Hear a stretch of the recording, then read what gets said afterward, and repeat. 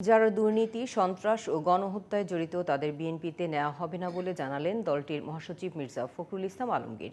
ঠাকুরগাঁয়ে এক অনুষ্ঠানে একথা বলেন তিনি। রাজধানীতে এক অনুষ্ঠানে দলটির স্থায়ী কমিটির সদস্য অবসরপ্রাপ্ত মেজর হাফিজউদ্দিন আহমেদ বলেন, ভোটের মাধ্যমে আওয়ামী লীগের অপকর্মের জবাব দেওয়া হবে। এদিকে দলটির লিয়াজো কমিটির সঙ্গে বৈঠক শেষে রাজনৈতিক দলগুলোর সাথে দূরত্ব কমিয়ে নির্বাচনী রোডম্যাপ ঘোষণার আহ্বান জানান জোটের নেতারা। মনিরুজ্জামানের আরও একটি রিপোর্ট। আওয়ামী লীগ সরকারের বিরুদ্ধে যুগপৎ আন্দোলন করা রাজনৈতিক দলগুলোর সঙ্গে ধারাবাহিক বৈঠক করছে বিএনপি।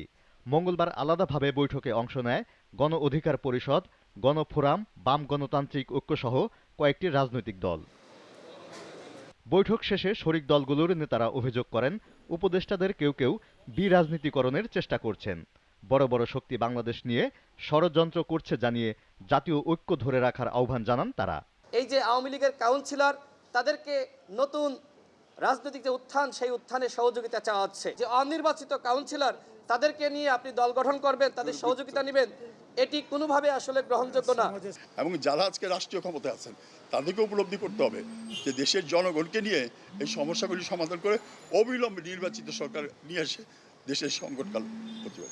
বিএনপির স্থায়ী কমিটির সদস্য আমির খসরু মাহমুদ চৌধুরী বলেন, নির্বাচন হলে দেশের সংকট কেটে যাবে। বাংলাদেশের বর্তমান অর্থনৈতিক, সামাজিক, রাজনৈতিক এবং বৈদেশিক যে বিষয়গুলো আজকে আমরা সম্মুখীন হচ্ছি, সেগুলো একটা নির্বাচিত সরকারের পক্ষে দ্রুত সমাধান দেওয়া সম্ভব। রাজধানীর একটি হোটেলে জিয়া আন্ত থানা ফুটবল টুর্নামেন্টের জার্সি এবং ট্রফি উন্মোচন অনুষ্ঠানে বিএনপির স্থায়ী কমিটির সদস্য হাফিজউদ্দিন আহমদ অভিযোগ করেন, নির্বাচন দিলে বিএনপি জয়লাভ করবে, এজন্য অন্তর্বর্তী সরকারের কেউ কেউ নাখোশ। এখন নির্বাচন দিলে বিএনপি ক্ষমতায় আসবে, তো ভাই এটা কি আমাদের দোষ? আমাদের কি অপরাধ? পাবলিক যদি আমাদের ভোট দেয়, আপনাদের কিসের তকলিফ? কেন লম্বা করতেছেন? কেন 1 বছর, 2 বছর, 3 বছর করতেছেন? এগুলা করেন না, জনগণের উপরে আস্থা রাখেন। এদিকে ঠাকুরগাঁওয়ে শীতবস্ত্র বিতরণ অনুষ্ঠানে বিএনপি মহাসচিব মির্জা ফখরুল ইসলাম আলমগীর বলেন, গণহত্যায় জড়িত কাউকে তাদের দলে ঠাঁই দেওয়া হবে না। দুর্নীতি, ফ্যাসিবাদ থেকে গণতন্ত্রকে প্রতিষ্ঠিত, রেস্টোরেশন অফ ডেমোক্রেসি।